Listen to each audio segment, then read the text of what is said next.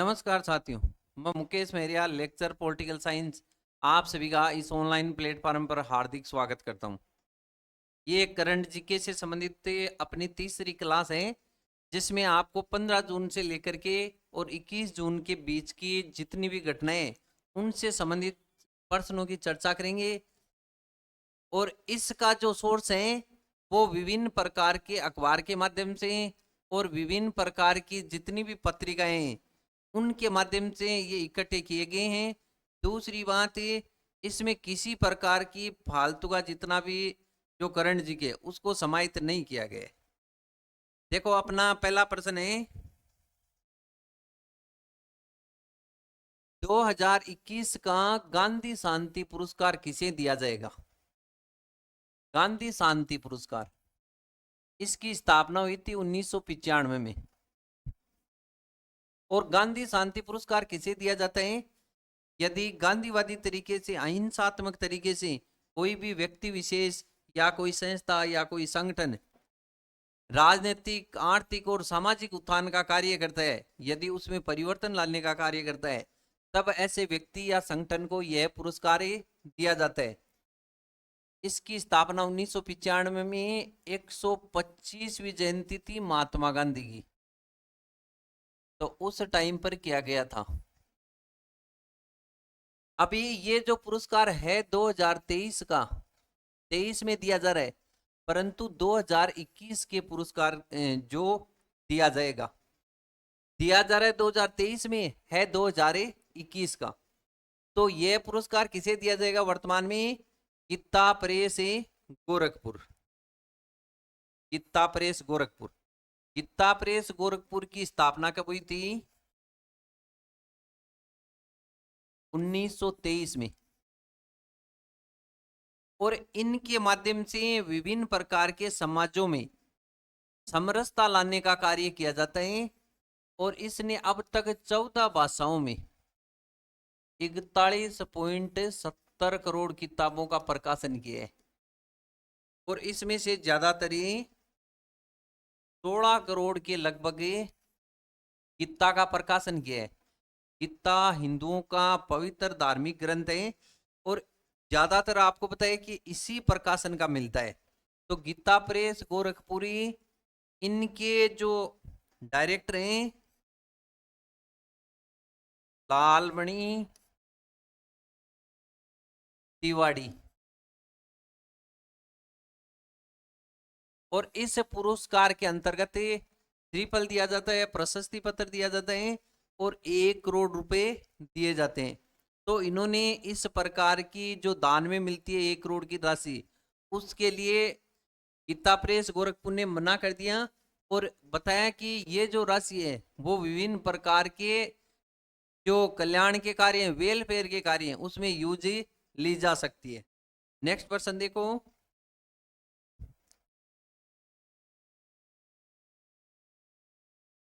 Governor of the year का पुरस्कार किसे दिया गया है? देखो, ये सेंट्रल बैंकिंग लंदन की एक शोध पत्रिका है और उन्होंने अर्थव्यवस्था को एकदम सुदृढ़ करने के उद्देश्य से और बढ़ती हुई महंगाई को काबू में लाने के उद्देश्य से भारत की आरबीआई जो है, रिजर्व बैंक ऑफ इंडिया, इनके गवर्नर हैं जिनका नाम है शक्तिकांत दास। तो शक्तिकांत दास को गवर्नर ऑफ द ईयर का पुरस्कार जो हर वर्ष मिलता है, अभी 2023 में शक्तिकांत दास को दिया जाएगा। नेक्स्ट, आईपीसी की धाराओं को सरल बनाने के लिए चौपाई में किसने पिरोया? देखो, आईपीसी का मतलब क्या है? इंडियन पेनल कोड, भारतीय दंड संहिता, इंडियन पेनल कोड। भारत के अंतर्गत भारत की सीमाओं में जितने भी प्रकार के नागरिकों या विदेशी लोगों के द्वारा कोई भी अपराध किया जाता है, तो उस अपराध के एवज में भारतीय दंड संहिता में विभिन्न प्रकार के प्रावधान धाराएं जोड़ी गई हैं, जिसमें बताया गया है कि कौन से अपराध से किस प्रकार की सजा मिलती है, परंतु लोगों को पता नहीं होता कि किस धारा में किस प्रकार का जो पनिशमेंट दिया गया है, किस धारा का संबंध किस प्रकार के अपराध से। तो इसको सरल बनाने के उद्देश्य से इसको चौपाई में किसने पिरोया है? तो देखो, चौपाई में पिरोने वाले जो कैंडिडेट हैं वो हैं प्रोफेसर आनंद कुमार। प्रोफेसर आनंद कुमार, इन्होंने क्या किया कि भारतीय दंड संहिता में कुल मिलाकर के 23 तो हैं अध्याय और 511 हैं कुल धारा। कुल धारा जैसे आप सुनते हो ना, 302 मर्डर से संबंधित है, तो ऐसे करके इसमें 511 धाराएं हैं कुल। और इन 511 धाराओं को 2 साल में इन्होंने सरल बनाने के लिए चौपाई में पिरोने का काम किया है। ये प्रोफेसर आनंद कुमार को ने भारतीय रक्षा विश्वविद्यालय, इनके प्रोफेसर हैं और एक कवि भी हैं साथ में। ये है कहाँ पे? गांधीनगर गुजरात। गांधीनगर गुजरात, गुजरात की राजधानी कौन सी है? गांधीनगर। नेक्स्ट पर्सन है, तो अपने को ये याद रखना है कि आईपीएससी की धाराओं को सरल बनाने का प्रयास जो चौपाई में किसने किए हैं? प्रोफेसर आनंद कुमार ने किया है। नेक्स्ट है Nehru memorial museum and library. Nehru memorial museum and library. देखो, ये जो है लाइब्रेरी, ये बनी थी 1964 में, और इस लाइब्रेरी के अंतर्गत विभिन्न प्रकार की भारतीय राष्ट्रीय स्वतंत्रता आंदोलन से संबंधित कुछ पुस्तकों का संग्रह है, बहुत सारी यादों का संग्रह इसके अंतर्गत इस म्यूजियम में रखा गया है। तो ये जो लाइब्रेरी है वो है दिल्ली में, और इस लाइब्रेरी का, इस म्यूजियम का नाम वर्तमान में नेहरू की जगह किसका रखा गया है?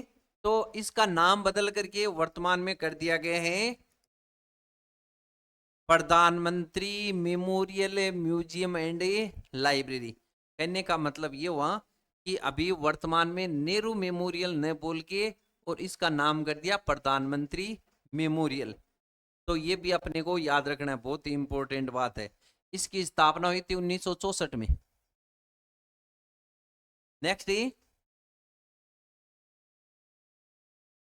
अमेरिका के संघीय न्यायालय की प्रथम मुस्लिम महिला जज किसे नियुक्त किया गया है? देखो, फेडरल कोर्ट, जैसे अपने भारत में संघ का कोर्ट है वो है सर्वोच्च न्यायालय, उच्चतम न्यायालय, सुप्रीम कोर्ट, वैसे ही वहां का जो फेडरल कोर्ट है उसमें पहली बार किसी मुस्लिम महिला को जज नियुक्त किया है। ये सबसे ज्यादा इंपॉर्टेंट बात है कि अमेरिका के फेडरल कोर्ट में प्रथम मुस्लिम महिला को जज बनाया गया है, जिसको आज तक नहीं बनाया गया। तो वो कौन है? नुसरत जहां चौधरी। नुसरत जहां चौधरी, ये जो है इसका संबंध है बांग्लादेश से।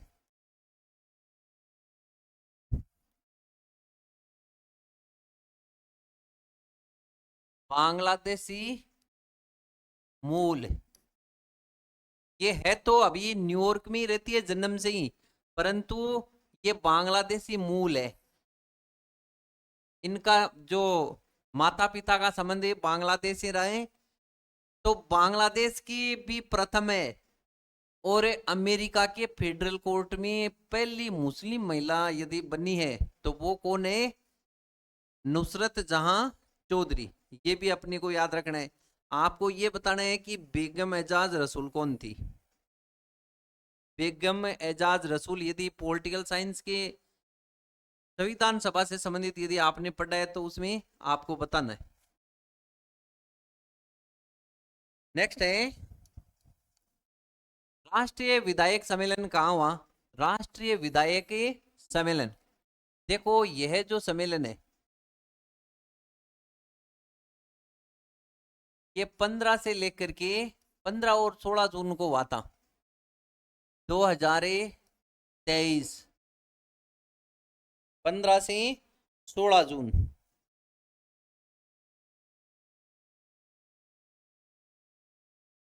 15 से 17 जून है। 15 से 17 जून 3 दिन है। 15 से 17, 15, 16 और 17। यह सम्मेलन हुआ कहां पे? तो यह सम्मेलन हाल ही में हुआ है मुंबई में। इससे संबंधित यदि अपन देखें तो पहली बार राष्ट्रीय विधायक सम्मेलन आयोजित किया गया है और इस सम्मेलन में लगभग 5,000 भारत में 140 करोड़ जनता के लिए जनप्रतिनिधि के रूप में सांसद और एमएलए को मिलाकर के 5,000 जनप्रतिनिधि हैं। इन 5,000 जनप्रतिनिधियों में से 2800 एमएलए ने इसमें भाग लिया, चाहे वर्चुअल लिया या व्यक्ति से वहां जाकर के लिया।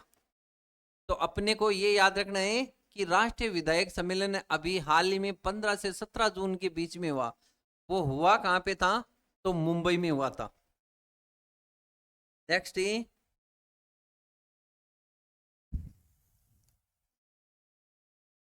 सर्ट इन के द्वारा किस स्पाईवेयर को खोजा गया है?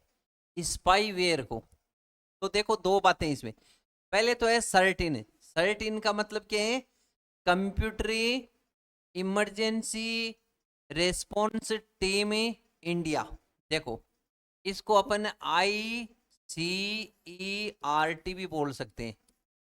इसका मतलब ये हुआ Indian computer intelligency response team.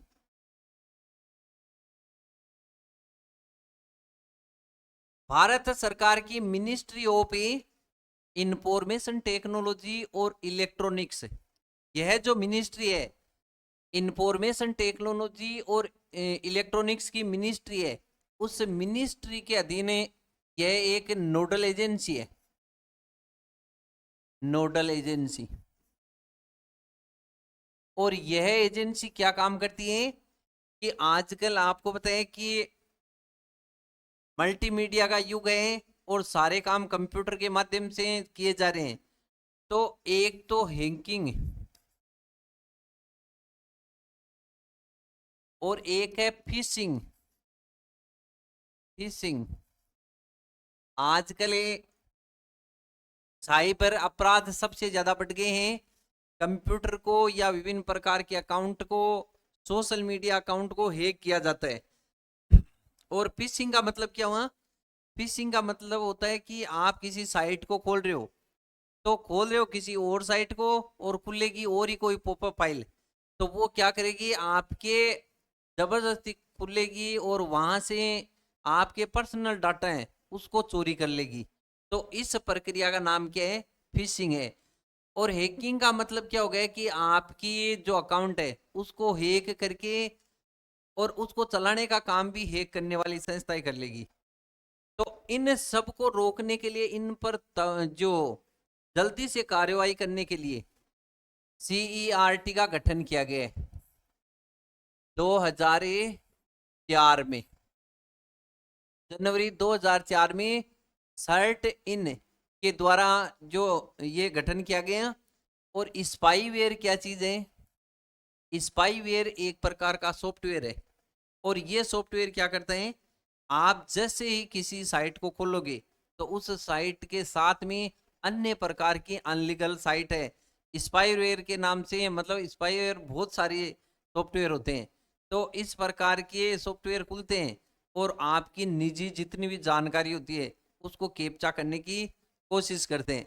विभिन्न बड़ी बड़ी जो कंपनियां होती हैं उनके पास बहुत सारे डाटा होते हैं और उन डाटाओं को ये स्पाईवेयर के माध्यम से जो जितने भी फ्रॉड करने वाले, जितने साइबर अपराध से जुड़े हुए कैंडिडेट होते हैं वो डाटा एकत्रित करते हैं यहाँ से। तो हाल ही में सर्ट इन के द्वारा किस स्पाईवेयर को खोजा गया है? वो स्पाईवेयर कौन सा है? Spin okay. Spin okay. देखो स्पाईवेयर क्या है? एक कंप्यूटर सॉफ्टवेयर। और ये क्या करता है? जैसे इसमें बहुत सारे उदाहरण हैं और उनमें अभी हाल ही में जो खोजा गया वो है स्पिन ओके। जैसे ही आप किसी साइट को ओपन करोगे तो वहां पे यदि इस प्रकार का कोई आपको दिखाई देता है स्पिन ओके जैसी पॉपअप फाइल, तो आपको क्या करना है, उसको क्लिक नहीं करना है। किसी भी प्रकार की अनजान जितनी भी साइट होती हैं उनको तो आपको खोलना ही नहीं है। यदि किसी साइट को खोलना है तो आप क्या करोगे, उनके डायरेक्ट यूआरएल को जो खोज के और उसके बाद उस साइट को ओपन करना। तो ये किससे संबंधित है, ये है स्पिन ओके। नेक्स्ट,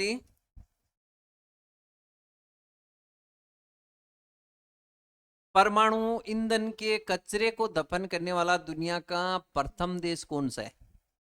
देखो इसमें क्या है, परमाणु ईंधन का कचरा।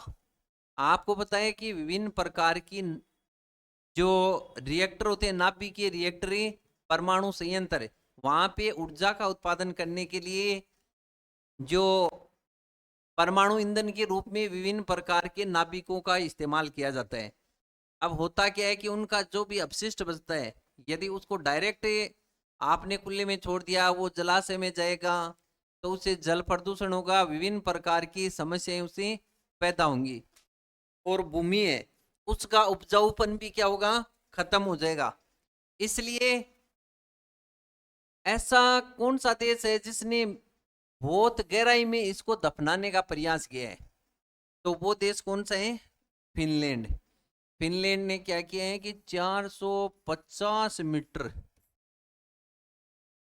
गहरा गड्ढा खोदा है, 450 मीटर, जिसमें लगभग 83 अरब पैसे लगे हैं। और इस गड्ढे के अंतर्गत एक साइट बनाई है और उसमें इस कचरे को दफना दिया जाता है। तो इस प्रकार का गहरे गड्ढे को फिनलैंड में क्या कहा जाता है, ओंकालो। ओंकालो। देखो इस प्रकार के वर्ड भी ज्यादातर क्या होता है कि एग्जाम में वो चीजें पूछी जाती हैं जिसका संबंध किसी घटना से। तो जियोग्राफी की दृष्टि से ओंकालो क्या है, तो फिनलैंड में गड्ढे को क्या कहा जाता है, ओंकालो, ये भी याद रखना है। और परमाणु ईंधन को दफन करने वाला पहला देश कौन सा है, तो फिनलैंड। नेक्स्ट है, रो का प्रमुख किसे बनाया गया है? रो का प्रमुख, पहले तो अपन देखते हैं रो क्या है। रो का मतलब क्या है, research and analysis wing. Research and analysis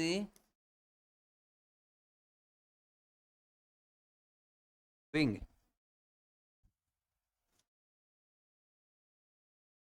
देखो रिसर्च एंड एनालिसिस विंग, रो एक प्रकार से गुप्तचर एजेंसी है और ये क्या करती है कि विश्व स्तर पर ये जितने भी देश हैं उन देशों की गतिविधियां या अपने देश पर अभी किस प्रकार के अन्य जो देश हैं या कोई सेना है किस प्रकार की प्लानिंग तैयार कर रही है, तो ये अपने गुप्तचरों के माध्यम से, इन्वेस्टिगेशन टीम के माध्यम से डाटा एकत्रित करते हैं और भारत की जो विदेश नीति है, जो पॉलिसी बनाने में ये मदद करवाती है और समय समय पे ये विभिन्न प्रकार के गुप्त ऑपरेशन भी चलाती है।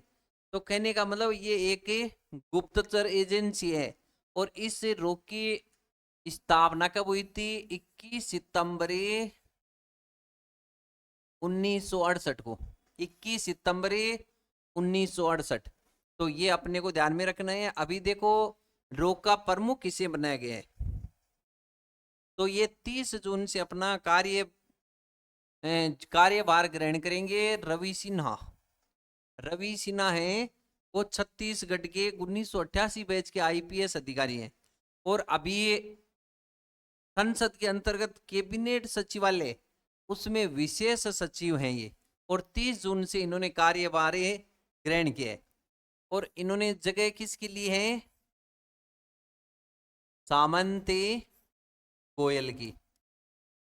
सामंत गोयल रोके जो 30 जून से पहले कौन थे, सामंत गोयल। अभी उनकी जगह अपने को अब याद रखना है कि वर्तमान में रो के प्रमुख कौन है, तो रवि सिन्हा, ये अपने को ध्यान में रखना है। रो क्या चीज है, research and analysis wing. Next देखो, सर्वश्रेष्ठ राज्य का राष्ट्रीय जल पुरस्कार किस राज्य को दिया गया है? राष्ट्रीय जल पुरस्कार, राष्ट्रीय जल पुरस्कार सर्वश्रेष्ठ श्रेणी का राज्य किसे घोषित किया गया है, ये पुरस्कार किसे मिला है? तो इसका आंसर क्या होगा, मध्य प्रदेश।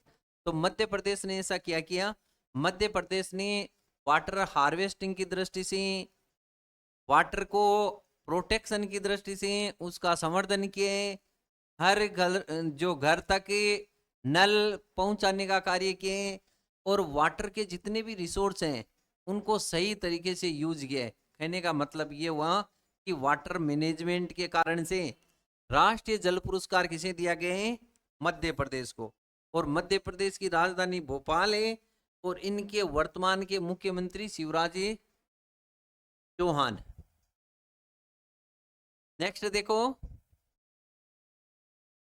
हाल ही में आरबीआई के डिप्टी गवर्नर किसे बनाया गया है? तो देखो, आरबीआई का डिप्टी गवर्नर,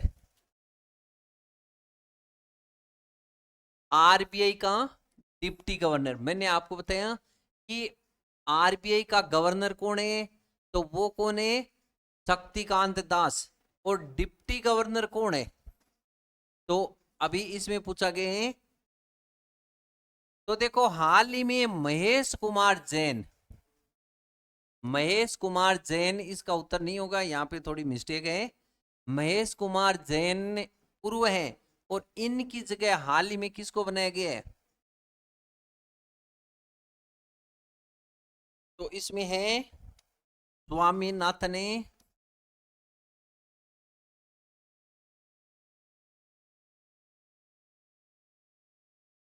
जानकी रमन। देखो, अपने को ये याद रखना है, स्वामीनाथन जानकी रमन आरबीआई के डिप्टी गवर्नर है, और इन्होंने किन की जगह ली है, महेश कुमार जैन की। आरबीआई के बारे में यदि अपन देखें, आरबीआई की स्थापना हुई थी 1 अप्रैल 1935 को। आरबीआई एक्ट 1934 के तहत हुई थी 1 अप्रैल 1935 को। आरबीआई विभिन्न प्रकार की भारत की साख और मुद्रा से संबंधित थी, और जो बैंकिंग सिस्टम है उसको रेगुलेट करने की दृष्टि से कार्य करता है। ये भारत का सेंट्रल बैंक है, तो अपने को ये भी इसमें ध्यान रखना है। डिप्टी गवर्नर कौन है, स्वामीनाथन जानकी रमन, और गवर्नर कौन है, शक्तिकांत दास, जिसे गवर्नर ऑफ द ईयर पुरस्कार दिया गया। नेक्स्ट, अब देखो राजस्थान से संबंधित बात करेंगे अपन। अब ये राजस्थान का करंट अफेयर, राजस्थान किसान महोत्सव का आयोजन कहाँ किया गया है? राजस्थान किसान महोत्सव यह है 16 से लेकर के और 18 जून तक हुआ। राजस्थान में पहली बार राजस्थान किसान महोत्सव का आयोजन किया गया। महोत्सव का मतलब है सारी की सारी जितनी भी किसानों से संबंधित गतिविधियां वो सारी मिलती हैं। तो इसमें पशुपालन है, डेयरी व्यवसाय है, मत्स्य है, और कृषि से संबंधित औजार हैं, विभिन्न प्रकार के उर्वरक, खाद हैं, उनको टेक्नोलॉजी से जोड़ते हुए विभिन्न प्रकार के स्टॉल लगाई गई थी। इसमें लगभग 200 स्टॉलों के अंतर्गत छोटी से छोटे कृषि औजार से लेकर के बड़े से बड़े कृषि औजार भी इसमें थे, और विभिन्न प्रकार की विशेषज्ञों से विचार विमर्श करने के लिए विशेषज्ञ बुलाए हुए थे। तो ये एक बहुत बड़ा फंक्शन था। ये फंक्शन जो राजस्थान किसान महोत्सव है, ये हुआ कहाँ पे? तो ये हुआ था जयपुर में। और जयपुर में कहाँ पे हुआ? JECC। JECC का मतलब है Jaipur exhibition and convention centre. Jaipur exhibition and convention centre, तो ये जयपुर में आयोजित हुआ था। ये भी अपने को याद रखना है। नेक्स्ट है पवन ऊर्जा उत्पादन में, पवन ऊर्जा उत्पादन में राजस्थान का कौन सा स्थान है? देखो, पवन ऊर्जा उत्पादन में राजस्थान का कौन सा स्थान है? यदि पवन ऊर्जा की दृष्टि से अपन देखें तो अपने को याद रखना है चौथा स्थान है राजस्थान का। पवन ऊर्जा के उत्पादन की दृष्टि से चौथा स्थान है।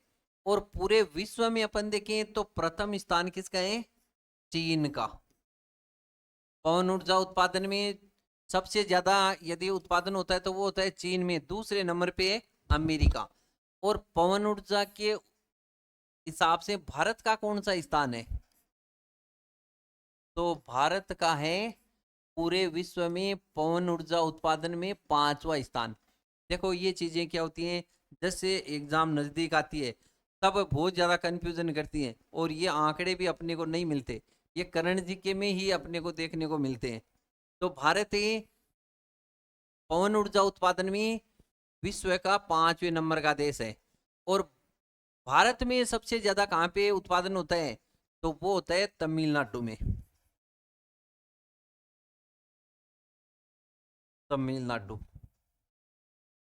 दूसरी बात अपने को ये भी याद रखना है, अभी हाल ही में पवन ऊर्जा में राजस्थान में बहुत ज्यादा उत्पादन किया गया, इसलिए राजस्थान को पवन ऊर्जा का प्रथम पुरस्कार भी दिया गया। उत्पादन में चौथा स्थान है परंतु पवन ऊर्जा का प्रथम पुरस्कार है वो किसे दिया गया है? तो वो राजस्थान राज्य को दिया गया है। और राजस्थान राज्य में अभी 5052 मेगावाट पवन ऊर्जा का उत्पादन किया जाता है। ये आंकड़ा है आपके मार्च 2023 का, इसको भी ध्यान में रखना है कि 5052 मेगावाट पवन ऊर्जा का उत्पादन राजस्थान में होता है। और राजस्थान में भी सबसे ज्यादा पवन ऊर्जा का उत्पादन की बात करें तो वो कहाँ पे होता है? जैसलमेर में। और प्रथम पवन ऊर्जा का संयंत्र है वो कहाँ पे लगाया गया था? अमर सागरी जैसलमेर के अंतर्गत, ये भी अपने को याद रखना है। और जितना भी उत्पादन होता है उसमें से 90% पवन ऊर्जा का उत्पादन जैसलमेर और बाड़मेर से होता है, ये भी अपने को ध्यान में रखना है। मेगावाट जो कि शक्ति का मात्रक है, इसकी ऐसा इकाई कौन सी है? अंतरराष्ट्रीय इकाई वाट। और आपको पता है 1 किलोवाट 1 यूनिट के बराबर होता है और 1 किलोवाट में 1000 वाट होता है। और 1 मेगावाट ये होता है 1000 किलोवाट के बराबर। तो ये भी अपने को ध्यान रखना है। ऊर्जा की इकाई कौन सी होती है? जूल। और शक्ति का मात्रक यहाँ पे कौन सा है? तो वो कौन सी है? वाट। तो वाट भी अपने को ध्यान में रखना है। तो पवन ऊर्जा के उत्पादन में राजस्थान का स्थान है चौथा। नेक्स्ट है मुख्यमंत्री कामधेनु पशु बीमा योजना के द्वारा प्रति पशुपालक कितने रुपए बांटे गए हैं? मुख्यमंत्री कामधेनु योजना, मुख्यमंत्री कामधेनु पशु बीमा योजना। देखो राजस्थान में अभी आपको बताया राहत कैंप चल रहे हैं, महंगाई राहत कैंप। और महंगाई राहत कैंप के अंतर्गत 10 प्रकार की योजनाएं, उन 10 में से किसी को 10 का लाभ मिलता है, किसी को 5 का, किसी को 3 का, किसी को 4 का, कितने का भी है, परंतु उसमें कितनी है? कुल मिलाकर के 10 योजनाएं। और उन 10 योजनाओं में ये चीज है। तो इसमें क्या हुआ कि राजस्थान किसान महोत्सव जो जयपुर में आयोजित किया गया उसमें लगभग 41,900 पशुपालक, 41,900 पशुपालकों को 175 करोड़ रुपए,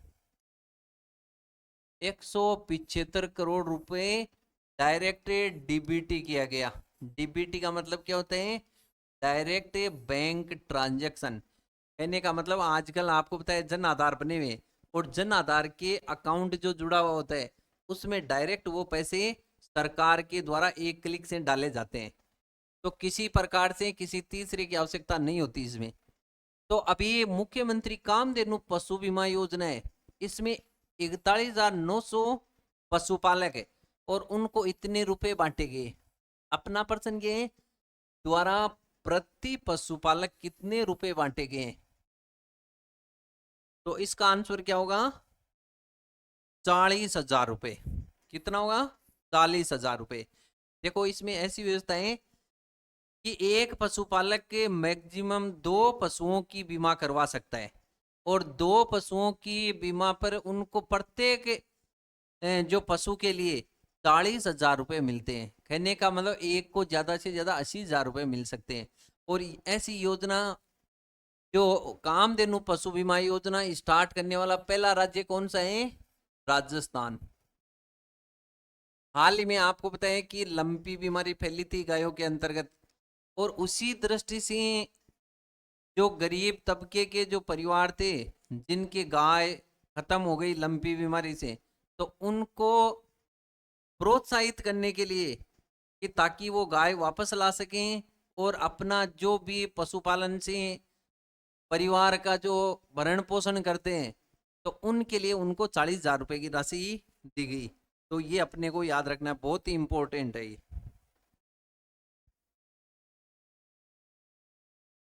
नेक्स्ट है चुप्पी तोड़ो खुलकर बोलो। देखो चुप्पी तोड़ो खुलकर बोलो, बहुत ही इंपॉर्टेंट बात। अभियान किस जिले में चलाया गया है? तो इसमें क्या है? चुप्पी तोड़ो खुलकर बोलो, इसका मतलब ये हुआ कि आजकल आपको पता है कि छोटी छोटी जो बच्चियां होती हैं, वो बच्चियां विभिन्न प्रकार की अपनी शारीरिक बीमारी से संबंधित कोई बात होती है तो उसको ना तो टीचर्स को बताते और ना ही घर वालों को बताते। तो इसलिए ऐसी एजुकेशन अनिवार्य है जो उनकी शरीर की बीमारी से संबंधित है। और ये विशेषतया 10 से 45 वर्ष बालिका और महिला, कहने का मतलब 10 से 45 वर्ष की जो महिलाएं, उनके लिए माहवारी पर चर्चा करने हेतु चला गया। जो मंथली साइकिल महीनाओं के जो महिलाओं के पीरियड से संबंधित बातचीत होती है, तो उनसे विभिन्न प्रकार की बीमारी हो जाती है, इन्फेक्शन वगैरह हो जाता है, परंतु वो किसी को एक प्रकार से बताना उचित नहीं समझती। तो इसलिए ये जागरूकता लाने के लिए एक प्रकार का अभियान चलाया गया। और इस अभियान का संबंध किस जिले से है? तो ये है अजमेर से संबंधित। ये अपने को याद रखना है कि चुप्पी तोड़ो खुलकर बोलो, इसका संबंध किससे है? अजमेर जिले में चलाया गया। अब महिलाएं इस पर बात करना भी पसंद करने लगी और जो सैनिटरी नेपकिन दिए जाते हैं, सैनिटरी नेपकिन जो सरकारी स्कूल है और आंगनबाड़ी में मिलते हैं, उन पैकेट्स को लेना भी मतलब उन पे भी खुल करके बोलने लगी। तो इस प्रकार की जागरूकता लाने के लिए ये अभियान चलाया गया था और इस अभियान का संबंध कहां से है? अजमेर से। नेक्स्ट प्रश्न है राजस्थान में कुल कितने कृषि विश्वविद्यालय हैं? राजस्थान में कुल कितने कृषि विश्वविद्यालय हैं? देखो एग्रीकल्चर यूनिवर्सिटी कितनी है? तो इसमें जो ऑप्शन है थोड़ा सा डिफरेंस है इसमें, ये कृषि विश्वविद्यालय न होकर के और महाविद्यालय होगा। महाविद्यालय, महाविद्यालय कॉलेज, एग्रीकल्चर कॉलेज कितनी है राजस्थान में? यदि कृषि विश्वविद्यालय करते तो राजस्थान में कृषि विश्वविद्यालय कितने हैं? 5 हैं वर्तमान में। कौन कौन से हैं? तो देखो एक तो है स्वामी केशवानंद जो कि बिछवाल बीकानेर में है, और एक है आपके जोबनेर में, एक कोटा में है, और एक है जोधपुर में। और इस तरीके से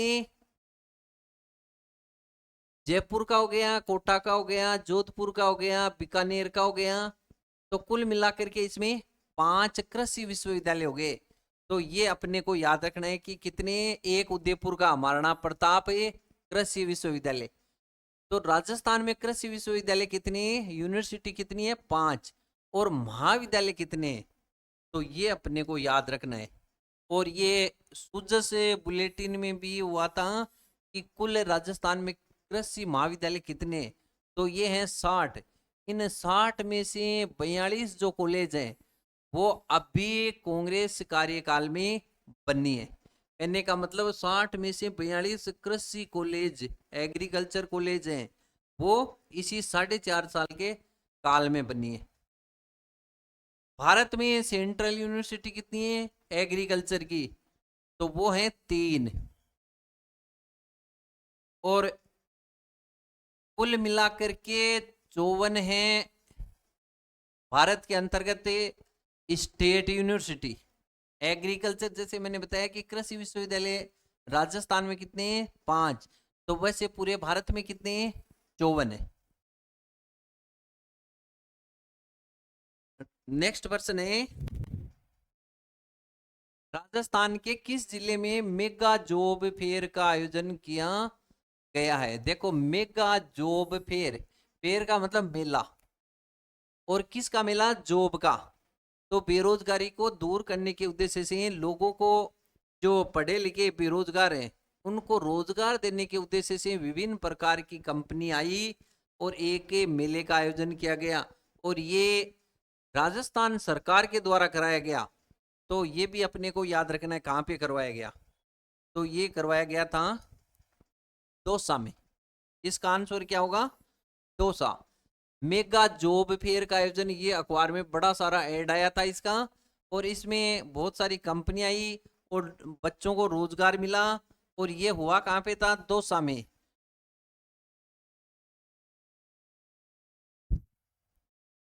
राजेश पायलट स्टेडियम में, राजेश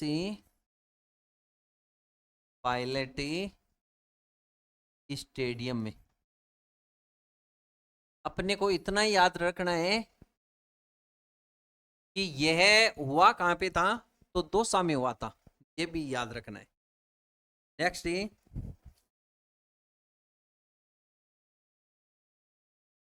हस्तशिल्प एवं हथकरघा निदेशालय कहाँ खोला जाएगा। यदि आप राजस्थान की एग्जाम दे रहे हो विभिन्न प्रकार की, तो इंपॉर्टेंट प्रश्न है कि निदेशालय कहाँ पे खोला जाएगा, किस चीज का, हस्तशिल्प और हथकरघा। आपको पता है कि राजस्थान की कला संस्कृति आप पढ़ते हो, तो उसमें हस्तशिल्प से संबंधित विभिन्न प्रकार की कलाएं हैं, जैसे थेवा कला है, प्रतापगढ़ की है, मीनाकारी है, जयपुर की है, उस्ता कला है, बीकानेर की है, बलियो पोट्री है, जयपुर की है, आमेर के राजा मान सिंह के समय लाई गई थी। तो कहने का मतलब बहुत सारी इस प्रकार की कलाएं हैं। टेराकोटा मोलेला राजसमंद से संबंधित है।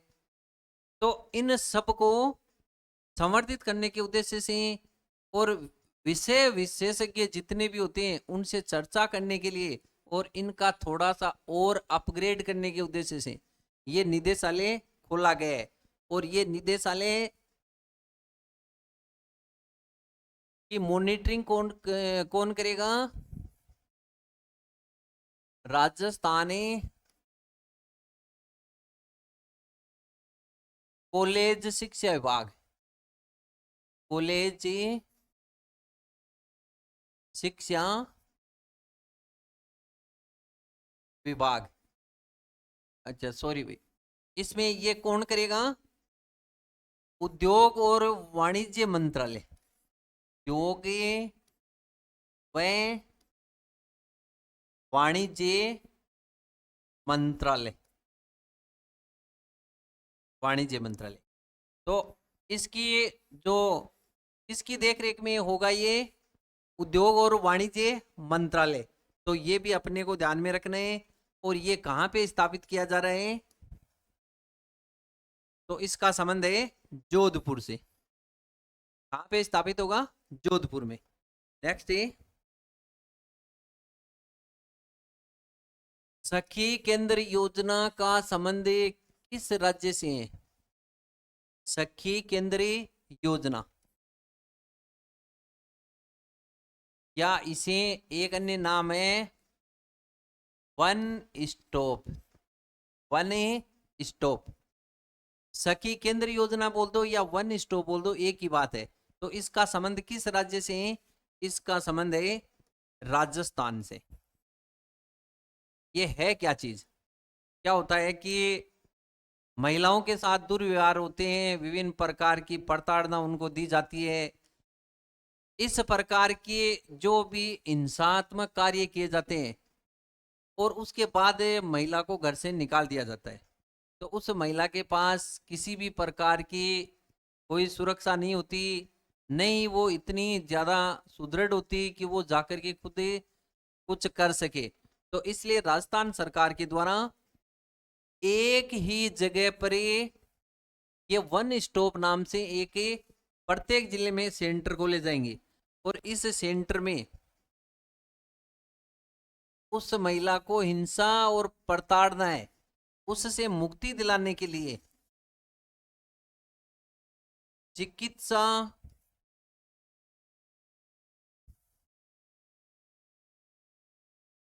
चिकित्सा सुविधा भी मिलेगी, आवास भी उसी जगह मिलेगा, और एफआईआर कराने के लिए पुलिस भी वहीं आएगी, और साथ में विधिक सहायता भी वहीं पे मिलेगी। कहने का मतलब ये हुआ कि ये एक अस्थायी निवास है, और जिसके अंतर्गत हिंसा और प्रताड़ित जो बालिका या महिला है तो उनके लिए सखी केंद्र योजना प्रारंभ की गई। नेक्स्ट देखो, राजस्थान सरकार शोध के लिए कितने रुपए फेलोशिप देगी? शोध के लिए, रिसर्च के लिए कितने रुपए फेलोशिप देगी, ताकि उसको आर्थिक दृष्टि से संबल प्रदान किया जा सके जो भी शोध करता है उसको। तो इसमें कितने रुपए देगी? तो ये अपने को याद रखना है, रुपए देगी इसमें 20,000, 20,000 रुपए। देखो ये योजना किस प्रकार की है कि लगभग